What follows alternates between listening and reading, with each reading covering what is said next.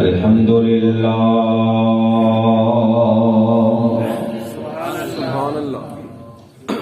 الحمد للہ رب العالمین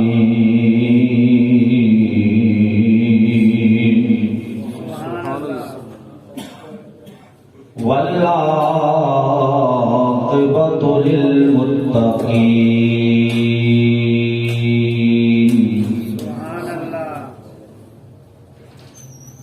والصلاة والسلام على سید الانبیاء والمرسلین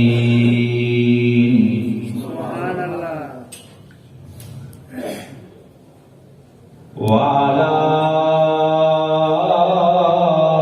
آلہ الطیبین الطاہرین وأصحابه الهادين المهديين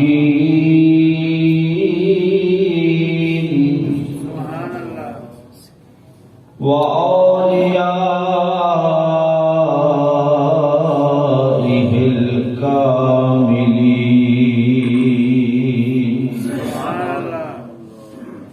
وعلماء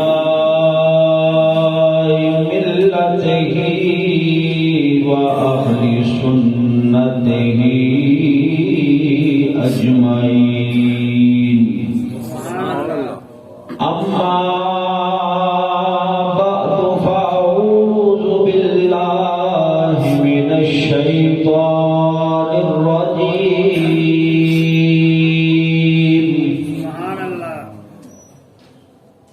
بسم الله الرحمن الرحيم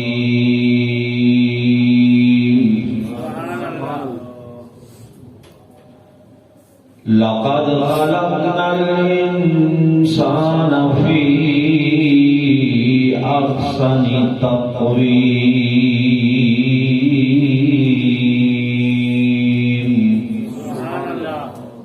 آمنت بالله صدق الله مولانا العظيم وصدق رسوله النبي الكريم الأمين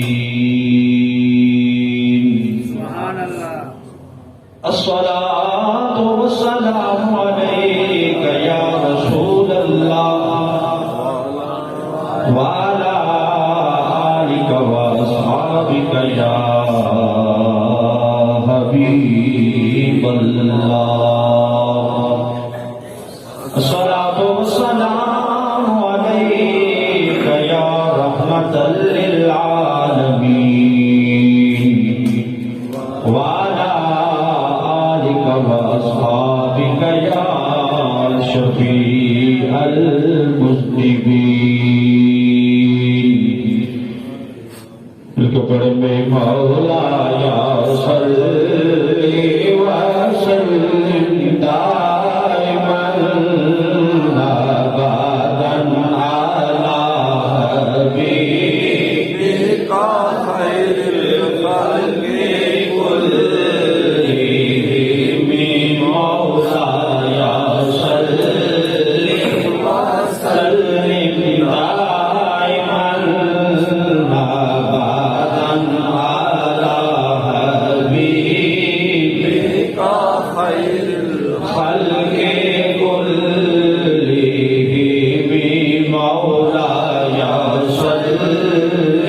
وسلم دائما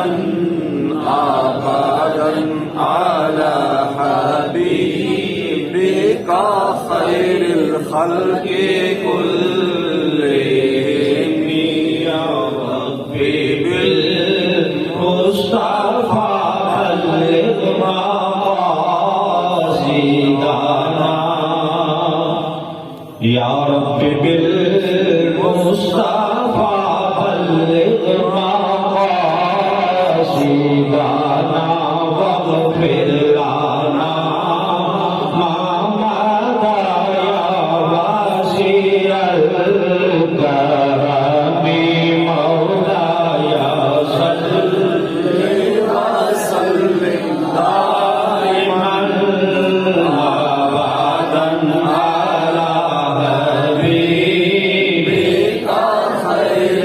خلق كلهم مولاي صل وسلم دائما ابدا على حبيبنا خير الخلق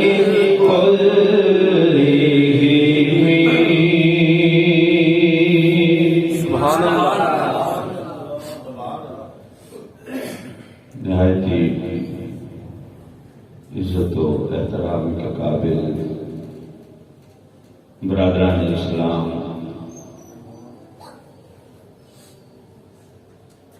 دو جمعے پہلے ہم نے ایک موضوع پر گفتگو کی تھی، وہ تھا شرف انسانیت، انسان کی قدر و قیمت، انسان کا مقام۔ آج اسی موضوع کا دوسرا حصہ ہے، یعنی آج بھی ہم شرف انسانیت، انسان کی قدر و قیمت کے حوالے سے گفتگو کریں گے۔ انسان اللہ رب العزت کی وہ مخلوق ہے جسے اشرف المخلوقات کہا گیا۔ سب کو سبحان اللہ۔ انسان کی قدر و منزلت اتنی زیادہ ہے کہ انسان خود اپنی قدر و منزلت سے واقف نہیں ہے کہ انسان کا مقام کیا ہے۔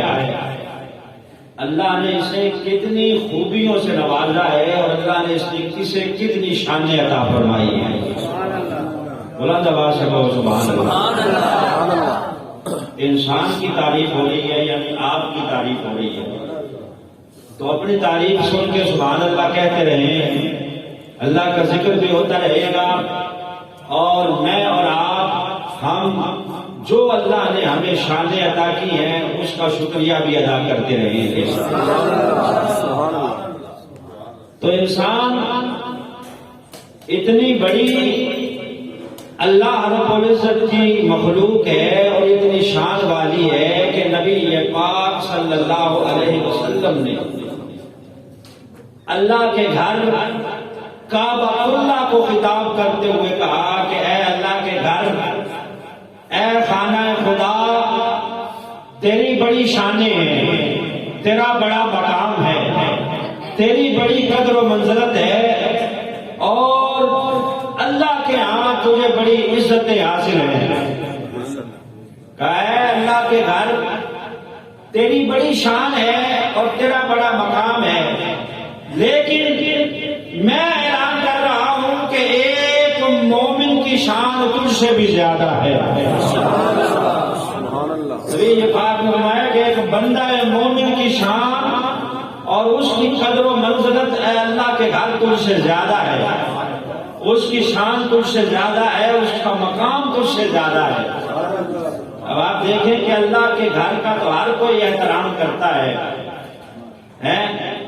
اللہ کا جو گھر ہے خانہ خدا نہ خواستہ کوئی اس کی اینٹ اکھاڑ دے یا کوئی اس کے غلاف کو آگ لگا دے یا کاٹ دے تو وہ زندہ بچے گا؟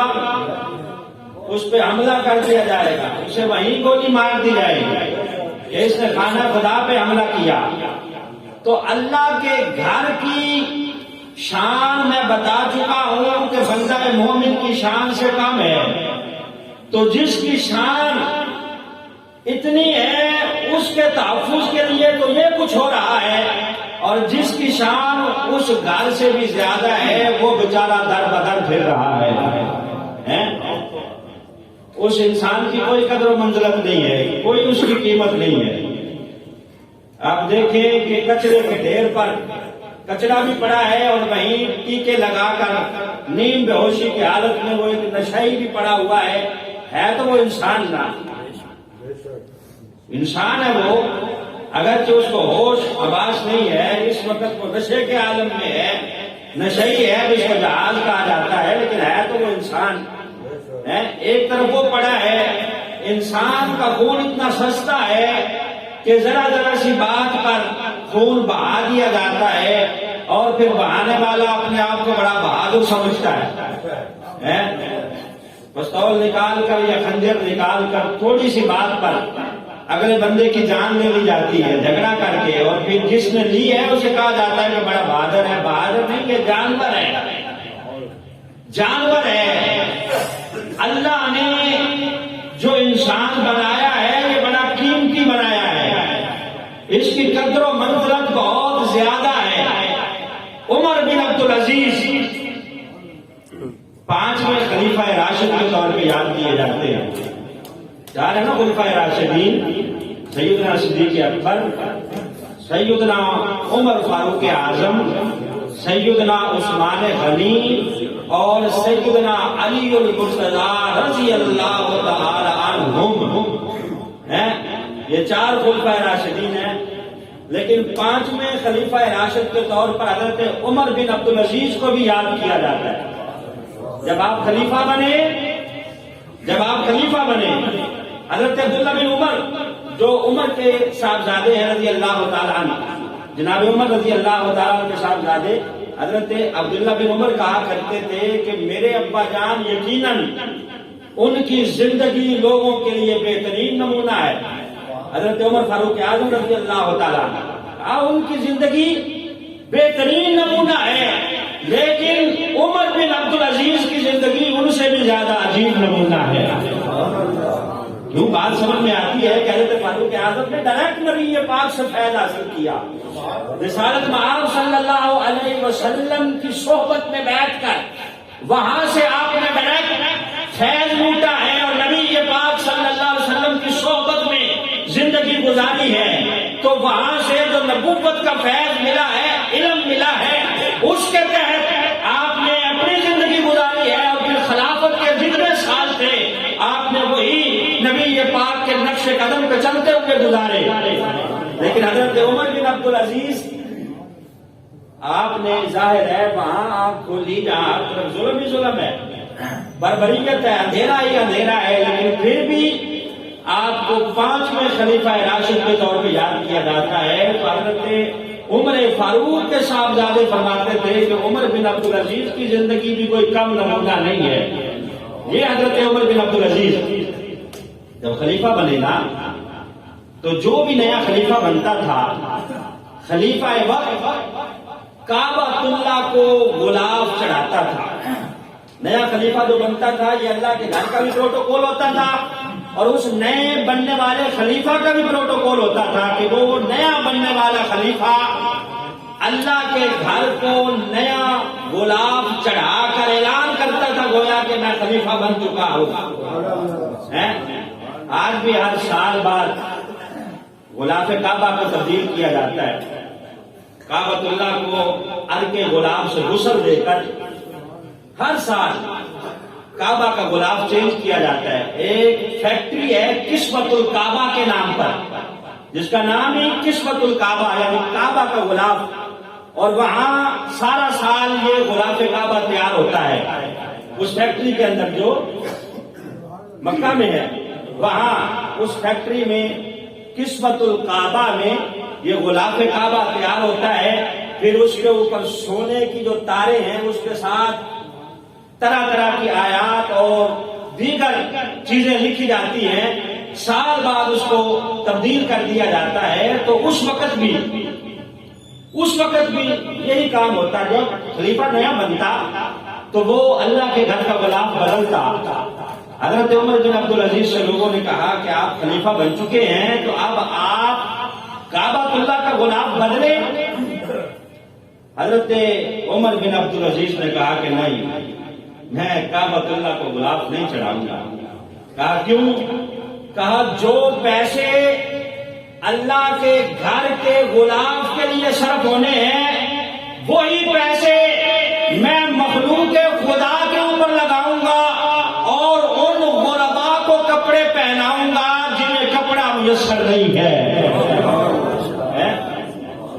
اللہ کے گھر کا غلاف ٹھیک ہے، کام چل رہا ہے، چلے گا، لیکن وہ ٹھٹھرتا ہوا انسان جو سردی میں مر رہا ہے اسے کپڑے کی زیادہ ضرورت ہے، میں کپڑا اس کو پہناؤں گا، کوئی پیسہ میں یہاں خرچ کر کے کپڑے اس غریب آدمی کو خرید کے دوں گا جس کے پاس کپڑا نہیں ہے، جس کو خریدنے کے لیے طاقت نہیں ہے، استطاعت نہیں ہے۔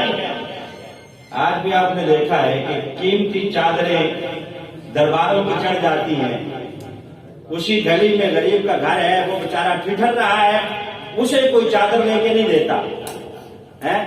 قیمتی چادریں درباروں پہ چڑھ جائیں گی لیکن غریب کے گھر میں کوئی کپڑا یا چادر نہیں پہنچائے گا۔ حضرت سیدنا صدیق اکبر رضی اللہ تعالیٰ عنہ کا جب وصال ہوا نا تو آپ نے وصیت فرمایا میری 2 نئی چادریں دھو کر اور 2 پرانی چادریں میری دھو کر اور 1 نئی چادر خرید کر 3 چادروں سے مجھے کفن دیا جائے۔ عرض کی گئی کہ جناب آپ خلیفۃ المسلمین ہیں، تینوں چادریں آپ کے کفن کے لیے نہیں خرید لی جائیں گی۔ تو آپ نے بڑا قیمتی جملہ ارشاد فرمایا نئے کپڑوں کی ضرورت مردہ سے زیادہ زندہ کو ہوتی ہے۔ مردہ سے زیادہ زندہ کو نئے کپڑوں کی ضرورت ہوتی ہے، میرا تو کام چل جائے گا، پرانی چادریں دھو کر بھی مجھے کفن دے دیا جائے تو کچھ نہیں فرق پڑتا۔ تو بھائی وہ جو مزار کے اندر ہستی سو رہی ہے اسے چادروں کی ضرورت نہیں ہے، زندہ جو انسان ہے اسے کپڑوں کی ضرورت ہے، اسے چادروں کی ضرورت ہے، اس کا احساس کیا جائے، انسانیت کی قدر کی جائے۔ شرط انسانیت یہی ہے کہ انسانیت در بدر بھٹکتی نہ پھرے، کچرے کے ڈھیر پہ بیٹھا ہوا جو انسان ہے اگرچہ اس نے نشے کا ٹیکا لگایا ہوا ہے وہ بھی اشرف المخلوقات میں سے ہے، اشرف ہونے کی چادر اس نے بھی اوڑھ رکھی ہے، لہذا اس کا بھی خیال کیا جائے اور محلے میں اگر کوئی غریب گھر ہے تو اس کا بھی خیال کیا جائے۔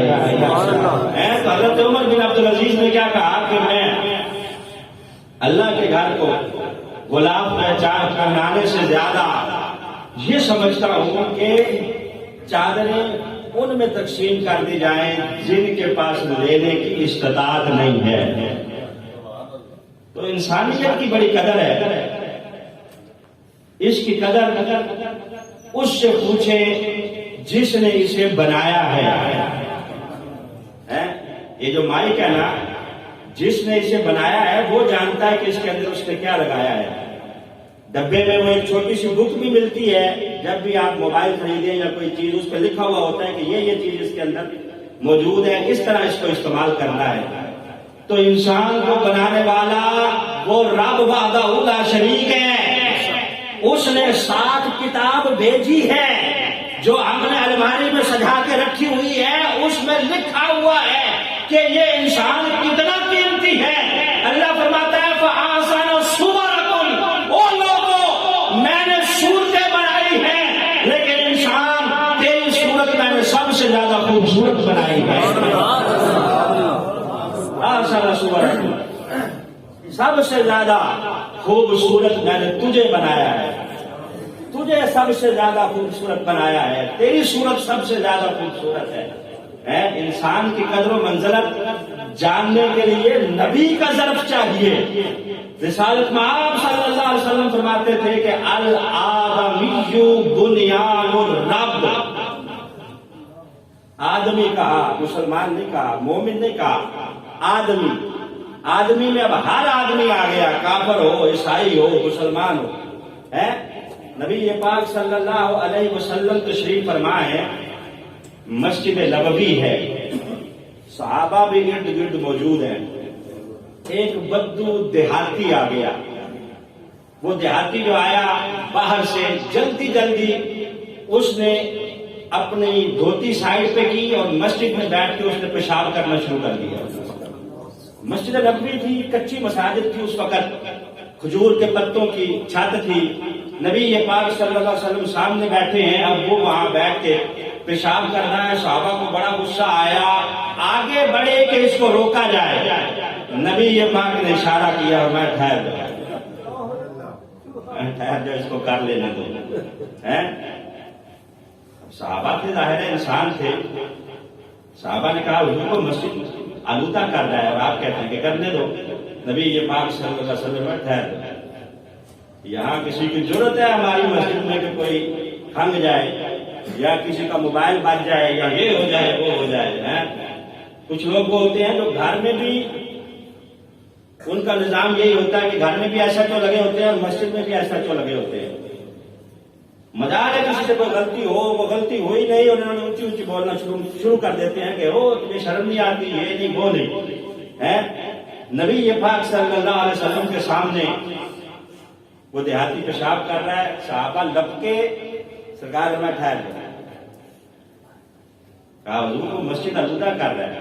تو میں مسجد آلودہ ہو جائے گی تو وہاں سے ہم مٹی اکھاڑ کے باہر پھینک دیں گے، نئی مٹی وہاں ڈال دیں گے، نئی مٹی ڈال دیں گے. وہ جو مٹی آلودہ ہوئی ہے یا اس کو دھو دیں گے. تو میں اس کا پیشاب اگر تم نے جا کے روکا، بیچ میں رک گیا، تو اس کو جو تکلیف ہوگی اس کا ازالہ کون کرے گا؟ یہ مومن کی شان ہے. نبی یہ فرمایا اس کو جو بیچ میں جا کے روکو گے تو روکنے سے جو تکلیف ہوگی، اگر پیشاب اس کا رک گیا یا کوئی اور اس کو معاملہ ہو گیا تو اس تکلیف کا ذمہ دار کون ہوگا؟ مسجد اگر آلودہ ہو جائے گی تو نبی یہ پاک میں دھو دیا جائے گا، یا وہاں سے مٹی اکھاڑ کے باہر پھینک کے دوسری ڈال دیں گے، سورج کی کرنیں پڑیں گی، خشک ہو جائے گی، جگہ پاک ہو جائے گی. اگر اس کو تکلیف پہنچ گئی تو یہی سبق ہے جو نبی پاک صلی اللہ علیہ وسلم نے دیا ہے. انسانیت کی قدر رسالت مآب صلی اللہ علیہ وسلم نے سکھائی ہے. انسان کیا ہے رسالت مآب صلی اللہ علیہ وسلم نے بتایا ہے. اسی کے گرد گھومتا ہے سارا نظام اور سارا اسلام. اسلام یہ کہتا ہے کہ بندہ مومن وہ ہے جو قرآن کا نقطہ نظر ہے، جو قرآن کا وہ نقطہ ہے جو پرکار کے درمیان میں نقطہ ہوتا ہے، جو مرکز ہوتا ہے. انسان مرکز ہے، سارا کچھ اسی کے گرد گھوم رہا ہے اور انسانیت کی خدمت کی اصل اسلام ہے. نبی پاک نے ہمیں اسی کی تعلیم دی ہے. 1911 کو ایک سروے ہوا، یہودیوں نے الوطن اخبار میں سروے کروایا کہ ہر بندہ مضمون لکھے، جو لکھنے والا لکھاری ہے وہ لکھے کہ اس کائنات کا جھومر کون سا انسان ہے، کون سا انسان ہے کہ جسے سب سے زیادہ افضل انسان سمجھا جائے. سارے انسانوں سے بہترین انسان کون ہے؟ اب مضمون لکھے لوگوں نے، یہودیوں میں بھی لکھے، عیسائیوں نے بھی، مسلمانوں نے بھی لکھے. کسی نے کسی کو آئیڈیل قرار دیا، کسی نے کسی کو آئیڈیل قرار دیا. ایک صاحب نے مضمون لکھا اور اس نے کہا کہ سب سے بہترین انسان وہ ہے جس نے یہ کہا ہے کہ الخلق عیال اللہ، ساری مخلوق اللہ کا کنبہ ہے. کیا لکھا اس نے کہ سب سے بہترین انسان وہ ہے جس نے یہ کہا ہے کہ الخلق عیال اللہ، ساری مخلوق اللہ کا کنبہ ہے. ہم تو انسان کی بات کر رہے ہیں، ساری مخلوق کنبہ. اب کنبے کے ایک فرد کو بھی تکلیف ہو، جو سربراہ ہوتا ہے اس کو تکلیف ہوتی ہے، وہ پریشان ہو جاتا ہے کہ میرے خاندان کا ایک شخص بیمار ہے، اس کو تکلیف ہے. تو کہا کہ وہ شخص سب سے زیادہ بہترین ہے، وہ شخص سب سے زیادہ خوبصورت ہے، وہ شخص انسانیت کے ماتھے کا جھومر ہے جس نے یہ کہا ہے کہ الخلق عیال اللہ. تو یہ کس نے کہا ہے کہ الخلق عیال اللہ؟ یہ تمہارے اور میرے نبی پاک صلی اللہ علیہ وسلم نے فرمایا ہے. سبحان اللہ، سبحان اللہ. یہ جناب رسالت مآب صلی اللہ علیہ وسلم کی حدیث ہے کہ ساری مخلوق اللہ کا کنبہ ہے. تو واقعی متفق ہوئے لوگ کہ واقعی جنہوں نے یہ فرمایا ہے وہ سب سے زیادہ افضل انسان ہے. اور مخلوق میں چونٹی بھی ہے، ہاتھی بھی ہے، یعنی چھوٹی سے چھوٹی مخلوق بھی ہے اور بڑی سے بڑی مخلوق بھی ہے. اللہ نے زندگی گزارنے کے جو گر ہمیں بتائے ہیں، اسی طرح زندگی گزارنے کے گر اللہ نے چونٹی کو بھی سکھائے ہیں. اللہ کا کنبہ ہے ساری مخلوق، زندگی گزارنے کا گر اللہ نے چونٹی کو بھی سکھایا ہے. وہ بھی جانتی ہے کہ سردیوں میں نے خوراک کس طرح جمع کرنی ہے، سردیوں میں خوراک میں کس طرح جمع کروں گی. وہ جانتی ہے کہ چودھری صاحب نے گڑ کہاں رکھا ہوا ہے. یہ بھی جانتی ہے کہ ملک صاحب نے مٹھائی کہاں رکھی ہوئی ہے. وہ یہ بھی جانتی ہے کہ مولوی صاحب نے حلوہ کہاں رکھا ہوا ہے. آپ ہنسے ہیں حضور کے نام کے ساتھ ہیں. یعنی اس کو اللہ نے گر سکھایا ہے، اسے پتا ہے کہ میں نے خوراک کہاں سے جمع کرنی ہے اور کیسے جمع کرنی ہے. جس طرح زندگی گزارنے کا گر اللہ نے انسان کو سکھایا ہے، اسی طرح اس چونٹی کو بھی سکھایا ہے. اور چونٹی کے نام پہ قرآن میں پوری سورہ موجود ہے. حضرت سلیمان علیہ السلام اپنے تخت پہ بیٹھ کے پرواز کر رہے ہیں، جا رہے ہیں تخت پہ بیٹھے ہوئے. نیچے زمین سے ایک چونٹی بولی، قالت نملۃ یا ایھا النمل ادخلوا مساکنکم. وہ نملہ، وہ چونٹی کیا کہنے لگی؟ او چونٹیوں جلدی جلدی کرو، اپنی بلوں میں گھس جاؤ. اگر سلیمان کا لشکر نیچے اتر آیا تو ہم ان کے پاؤں کے نیچے آ کے کچلی جائیں گے. اب کتنی میلوں اوپر حضرت سلیمان علیہ السلام پرواز کر رہے ہیں. یہ چونٹی زمین پہ سن رہی ہے، دیکھ رہی ہے، زمین سے بیٹھ کے دیکھ رہی ہے کہ وہاں پرواز ہو رہی ہے. یہ بھی جانتی ہے کہ جہاز کہاں اڑ رہا ہے، یہ بھی جانتی ہے کہ جہاز کے اوپر بیٹھا ہوا کون ہے. نعرہ تکبیر، نعرہ رسالت، نعرہ رسالت، نعرہ تحقیق. اب چونٹی جو ہے اس کی آنکھیں انسان کی آنکھوں جتنی تو ہے نا، اتنی آنکھیں تو ہے، یا ہرن کی آنکھ جتنی. کبھی کسی نے دیکھی چونٹی کی آنکھیں؟ نہیں دیکھی، لیکن اس کی آنکھوں میں اللہ نے اتنا کمال رکھا ہے. وہ زمین پہ بیٹھی ہے اور دیکھ رہی ہو. یہ قرآن کی آیات ہے، جو قصہ کہانی نہیں ہے. قالت نملۃ یا ایھا النمل ادخلوا مساکنکم. وہ اعلان کر رہی ہے اپنی چونٹیوں کو، ساتھ والیوں کو متنبہ کر رہی ہے کہ خبردار ہو جاؤ، اپنی اپنی بلوں میں گھس جاؤ. سلیمان کا لشکر جا رہا ہے، اگر نیچے آ گیا تو ہم کہیں بے دھیانی میں ماری نہ جائیں. یہ ادھر دیکھ کے کہہ رہی ہے. حضرت سلیمان کے کانوں کے بھی صدقے وہ وہاں اڑتے اڑتے سن رہے ہیں. اور قرآن کہتا ہے فتبسم ضاحکا من قولها. حضرت سلیمان وہاں اڑتے اڑتے ہنس پڑے ہیں، مسکرا رہے ہیں کہ اے میرے ماننے والوں، دیکھو چونٹی زمین پہ ہمیں اڑتا ہوا دیکھ بھی رہی ہے اور اپنی ساتھیوں کو متنبہ کر رہی ہے کہ اپنی بلوں میں گھس جاؤ. سلیمان کا لشکر آ گیا تو ہم کچلی جائے گی. فتبسم ضاحکا من قولها. حضرت سلیمان وہاں سن کر، دیکھ کر چونٹی کو مسکرا رہے ہیں. تو حضرت سلیمان علیہ السلام تو وہاں چونٹی کی آواز اگر سن لیں تو ہماری آواز تو چونٹی سے بھی کم ہے نا، جو مدینہ طیبہ میں سنی نہیں جائے گی. ہم نے تو اسپیکر بھی لگایا ہوا ہے. حضرت سلیمان علیہ السلام اگر چونٹی کی آواز سن سکتے ہیں اوپر پرواز کرتے ہوئے کئی میلوں کی مسافت پر، تو اللہ کے محبوب نبی، امام الانبیاء، خاتم النبیین، گنبد خضرا میں محمدیہ مسجد میں بیٹھ کر پڑھی جانے والی نعت بھی سنتے ہیں، سن کے مسکراتے بھی ہیں. تو چونٹی بھی اللہ کے مخلوق. اب چونٹی کی بات آ گئی ہے تو ایک اور سنا دوں. حضرت موسیٰ علیہ السلام، آپ اللہ سے گفتگو فرماتے تھے، ہم کلام ہوتے تھے.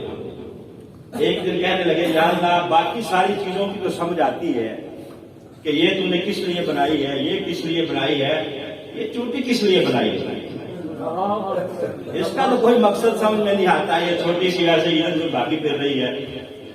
تو اللہ رب العزت نے وہی فرمایا، موسیٰ ذرا کان لگا، چونٹی بھی کچھ کہہ رہی ہے.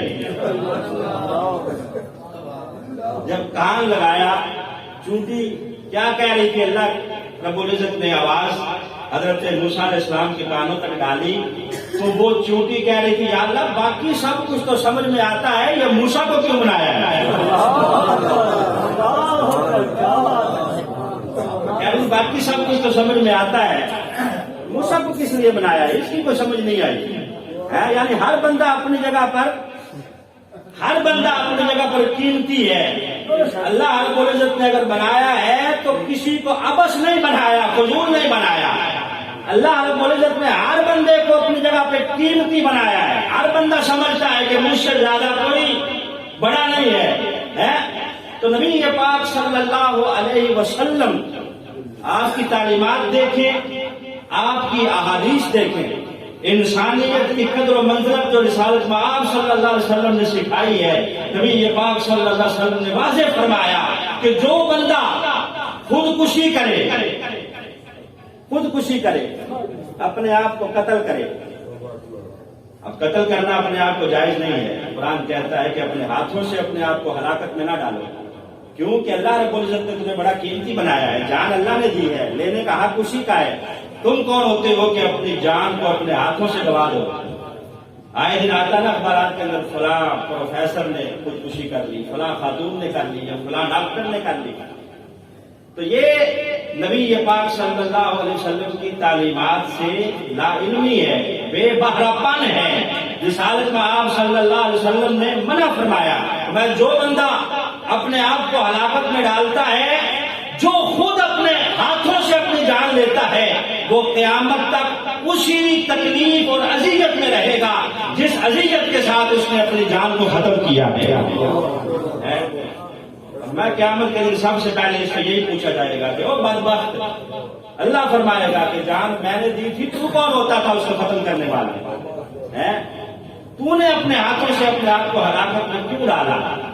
انسان وہ قیمتی چیز ہے. محی الدین ابن عربی رحمت اللہ علیہ آپ فرماتے ہیں کہ ان اللہ خلقہ، اللہ نے کتنی شانیں عطا فرمائی. ان اللہ خلقہ حیا قادرا کریما سمیعا بصیرا.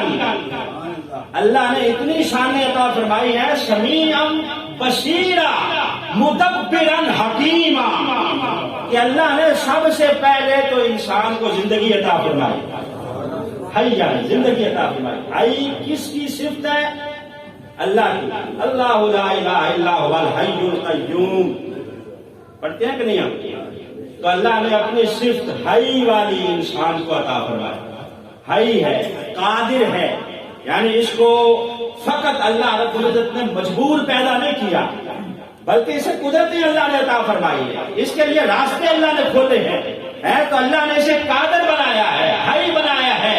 کریمن، اللہ نے اسے ظالم نہیں بنایا، بلکہ کرم والی صفتیں اللہ نے اس میں رکھی ہیں. یہ الگ بات ہے کہ بندہ حیوان بن جائے، ظالم بن جائے، لیکن اللہ نے اسے ظالم نہیں بنایا. کریم ہے.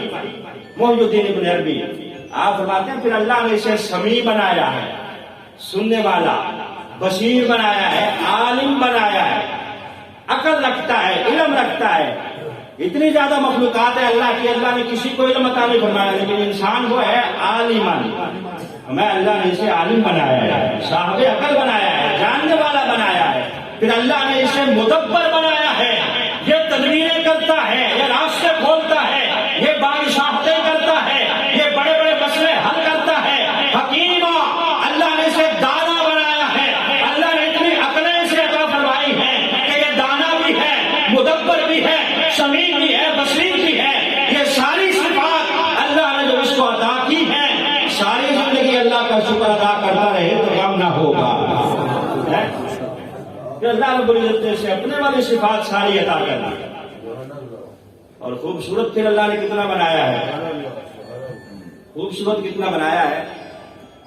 قاری ثناء اللہ پانی پتی اور پیر کرم شاہ الازہری رحمت اللہ علیہ، انہوں نے اپنی تفسیروں میں لکھا ہے انسان کی خوبصورتی کے حوالے سے. اسی زمن میں تفسیر کرتے ہوئے لکھا ہے کہ بغداد کا ایک بادشاہ تھا، نام تھا عیسیٰ بن موسیٰ الہاشمی. عیسیٰ بن موسیٰ یا بعض کتب میں عیسیٰ بن یوسف الہاشمی. بادشاہ تھا، بغداد کا، بیٹھا تھا، بادشاہوں کی باتیں بادشاہوں والی، اپنی بیوی کے ساتھ بیٹھا تھا. چاند چمک رہا تھا. بیٹھے بیٹھے کہتا ہے اپنی بیوی کو کہ اگر تم اس چاند سے زیادہ خوبصورت نہیں ہے نا تو تجھے طلاق. اگر تو چاند سے زیادہ خوبصورت نہیں ہے تو تجھے طلاق. اب بیوی کی بڑی سمجھدار ہے. طلاق وہ ہے کہ جو مذاق میں دے دو تب بھی ہو جاتی ہے, ہنستے ہوئے دے دو تب بھی ہو جاتی ہے, روتے ہوئے دے دو تب بھی ہو جاتی ہے, غصے میں دے دو تو تب بھی ہو جاتی ہے. لوگ پھر ہمارے پاس آتے ہیں جو غصے میں دی ہے, تو میں نے کہا وہ دی غصے میں جاتی ہے, مذاق میں کون دیتا ہے؟ تو طلاق وہ جو دور سے دے دیں تب بھی واقع ہو جائے گی. بعض خواتین کہتی ہیں دی تھی خاوند میں لیکن میں نے وصول نہیں کی. تیرے وصول کرنے سے کچھ نہیں ہوتا, اس کے الفاظ سے نکل گیا تو یہ ادا ہو جائے گا. تو دیتے ہوئے سوچنا چاہیے. پہلے تو بندہ غصے میں دے دیتا ہے, پھر جب روٹی پکانی پڑتی ہے نا 4 دن, یہاں بچے کو دودھ فیڈر میں اٹھ کے دینا پڑتا ہے, تو پھر سوچتا ہے, پھر عقل ٹکانے آتی ہے کہ اب کیا ہوا. اب مولوی صاحب کوئی رستہ نکالو. مولوی صاحب نے رستے جیب میں تو نہیں نہ رکھے ہوئے جو نکال کے دے دیں گے. مولوی صاحب تو خود اللہ کے قرآن کتابیں ہیں, سنت کتابیں ہیں. اب وہ خاتون بھی بڑی پڑھی لکھی تھی, اس نے کہا طلاق تو واقع ہو گئی. اس نے مجھے کہا کہ اگر تو چاند سے زیادہ خوبصورت نہیں ہے تو تجھے طلاق, تو چاند تو بڑا خوبصورت ہے, میں تو ویسی نہیں ہوں. تو اس نے اٹھایا بوریا بستر اور چل دی.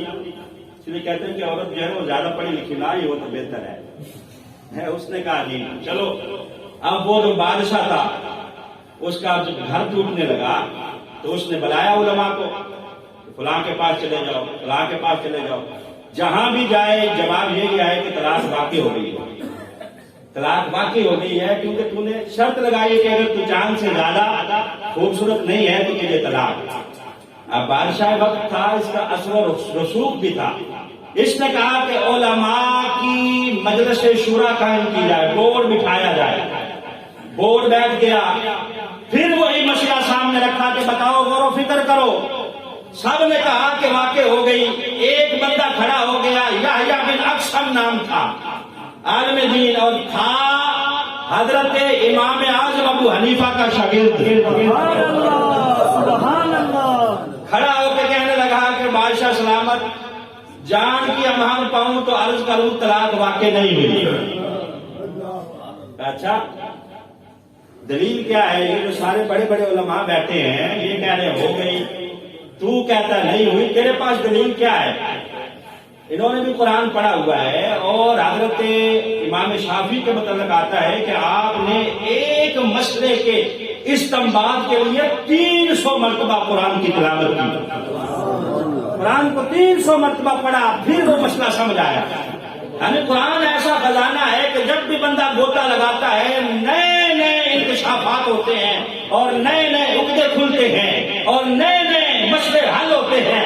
وہ سارے کہنے لگے کہ قرآن ہم نے بھی پڑھا ہے, تو کہاں سے دلیل دے گا؟ قرآن سے دے گا یا فقہ سے دے گا یا حدیث سنائے گا؟ اس نے کہا کہ نہ میں حدیث سناؤں گا, نہ کوئی فقہ سے دلیل دوں گا, نہ کسی کتاب سے دوں گا. میرے پاس دلیل ہے اللہ کا قرآن. امام اعظم ابو حنیفہ کا وہ شاگرد, اس نے کہا کہ اللہ کا قرآن پڑھوں گا. وہ سارے علماء کہنے لگے پڑھو. اب بسم اللہ الرحمن الرحیم پڑھ کے کہا والتین والزیتون وطور سینین وہذا البلد الامین لقد خلقنا الانسان فی احسن تقویم. اللہ کہتا ہے قرآن میں کہ انسان کو میں نے سب سے خوبصورت بنایا ہے, فی احسن تقویم. ساری اللہ کی جو مخلوقات ہے, چاند ہے, سورج ہے, ستارے ہیں, سب سے زیادہ خوبصورت انسان ہے. لہذا بادشاہ سلامت تمہاری بیوی چاند سے زیادہ خوبصورت ہے. شرط واقع نہیں ہوئی کیونکہ قرآن کہتا ہے کہ انسان سب سے زیادہ خوبصورت ہے, احسن تقویم ہے. یہی دلیل ہے کہ طلاق واقع نہیں ہوئی, لہذا مسئلہ حل ہو گیا ہے. کیوں کہ اللہ فرماتا ہے کہ انسان وہ ہے کہ میں نے اسے بڑی خوبصورت صورت عطا فرمائی ہے, سیرت عطا فرمائی ہے. انسان وہ ہے جو ساری مخلوقات کا مجموعہ ہے. انسان وہ ہے جو قرآن کا مرکزی نقطہ ہے. انسان وہ ہے جسے اللہ نے شان یہ عطا فرمائی ہے کہ اللہ فرماتا ہے وَسَخَّرَ لَكُمُ الْفُلْكَ لِتَجْرِيَ فِي الْبَحْرِ بِأَمْرِهِ, کہ اے انسان یہ جو سمندر کے اندر جہاز تر رہے ہیں, بحری بیڑے, یہ میں نے تیرے لیے مسخر کیے ہیں. اور کہیں فرمایا وَسَخَّرَ لَكُمُ الشَّمْسَ وَالْقَمَرَ دَائِبَيْنِ, کہ انسان یہ سورج اور چاند میں نے تیرے لیے بنایا ہے، تیرے لیے مسخر کیا ہے۔ کس کے لیے کیا ہے؟ تیرے لیے۔ آپ کی بات ہو رہی ہے تیرے لیے۔ وَسَخَّرَ لَكُمُ الشَّمْسَ وَالْقَمَرَ دَائِبَيْنِ وَسَخَّرَ لَكُمُ اللَّيْلَ وَالنَّهَارَ۔ اللہ فرماتا ہے میں نے رات اور دن بھی تیرے تابع کیے ہیں، یہ سب کچھ میں نے تیرے لیے بنایا ہے۔ اللہ فرماتا ہے وَإِن تَعُدُّوا نِعْمَتَ اللَّهِ لَا تُحْصُوهَا۔ انسان کتنی بڑی نعمتیں ہیں جن کو تو شمار کرنے لگے تو شمار نہیں کر پائے گا۔ وَإِن تَعُدُّوا نِعْمَتَ اللَّهِ لَا تُحْصُوهَا۔ اور پھر کہیں اللہ فرماتا ہے وَأَوْحَىٰ رَبُّكَ إِلَى النَّحْلِ، کہ اللہ نے شہد کی مکھی کی طرف وحی نازل فرمائی۔ کیا وحی نازل فرمائی کہ اے شہد کی مکھی تو گھر بنا درختوں پہ، پہاڑوں پہ۔ وہی نازل فرمائی، کلام ہو رہا ہے شہد کی مکھی کے ساتھ کہ تو گھر بنا، پھر بنا کے کر کیا مختلف پھولوں کا رس تو اس کے لا۔ اللہ فرماتا ہے قرآن میں پھر میں تیرے پیٹ میں یہ تاثیر پیدا کروں گا کہ وہ جو چوسا ہوا رس تو لے کے آئے گی میں ایسا مشروب بنا دوں گا کہ مختلفاً الوانها، جس کا رنگ مختلف ہوگا۔ بیری کے شہد کا رنگ مختلف ہوتا ہے، سرسوں کے پھولوں کے شہد کا رنگ مختلف ہوتا ہے، جس پھولوں سے رس اس نے نچوڑا ہے تو رنگ مختلف ہوتا ہے۔ اللہ فرماتا ہے کہ اس کا رنگ مختلف ہوگا لیکن اس کی شانیں یہ ہوں گی کہ فیہ شفاء للناس، اس میں لوگوں کے لیے میں نے شفائیں رکھی ہیں۔ پھر اللہ فرماتا ہے وَإِنَّ لَكُمْ فِي الْأَنْعَامِ لَعِبْرَةً نُسْقِيكُم مِّمَّا فِي بُطُونِهِ مِن بَيْنِ فَرْثٍ وَدَمٍ لَبَنًا خَالِصًا سَائِغًا لِّلشَّارِبِينَ۔ اللہ فرماتا ہے کہ یہ جو چوپائے ہیں نا، چوپائے، یہ جو بھینس ہے، اللہ فرماتا ہے اس میں بھی انسان تیرے لیے عبرت ہے، تیرے لیے نشانی ہے۔ یہ اللہ نے انسان کے لیے بنائی ہے نا۔ اللہ فرماتا ہے میں نے تیرے لیے بنائی ہے۔ کیوں بنائی ہے؟ کس طرح عبرت ہے؟ کس طرح نشانی ہے؟ اللہ فرماتا ہے کہ اس کے پیٹ کے اندر گوبر بھی ہے اور اس کے پیٹ کے اندر خون بھی ہے۔ اس گوبر اور خون سے میں تیسری چیز بھی نکالتا ہوں، کیا؟ لبنا خالصا سائغا، خالص دودھ میں اسی دو چیزوں سے نکالتا ہوں جو خالص بھی ہوتا ہے اور میٹھا بھی ہوتا ہے، شاربین پینے والوں کے لیے ہے۔ نہ اس میں گوبر کا رنگ ہوتا ہے نہ خون کا رنگ ہوتا ہے، نہ گوبر کا رنگ آتا ہے نہ خون کا رنگ آتا ہے۔ انسان یہ سب کچھ میں نے تیرے لیے مسخر کیا ہے، یہ تیری شانیں ہیں کہ اللہ نے سب کچھ تیرے لیے بنایا ہے۔ وَإِن تَعُدُّوا نِعْمَتَ اللَّهِ لَا تُحْصُوهَا، تو انسان اگر نعمتوں کو شمار کرنے لگے تو شمار نہیں کر سکتا۔ فَبِأَيِّ آلَاءِ رَبِّكُمَا تُكَذِّبَانِ، دعائے اللہ اپنا شکر ادا کرنے کی توفیق عطا فرمائے۔ وَآخِرُ دعوانا الحمدللہ۔